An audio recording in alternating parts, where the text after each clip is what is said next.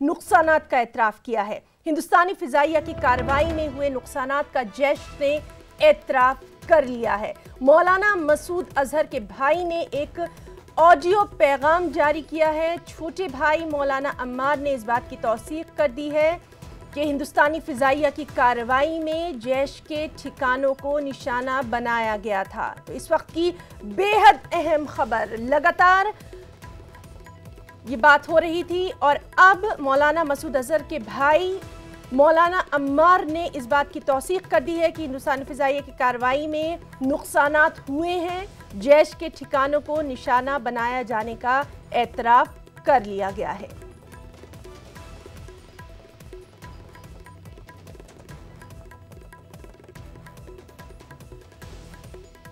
तो जैश ने पहली बार हिंदुस्तानी फ़िज़ाइया की कार्रवाई में हुए नुकसानात का एतराफ़ किया है। मौलाना मसूद अजहर के भाई छोटे भाई मौलाना अम्मार ने एक ऑडियो मैसेज जारी किया है जिसमें इस बात की तौसीक़ कर दी गई है कि जैश के ठिकानों को निशाना बनाया गया था।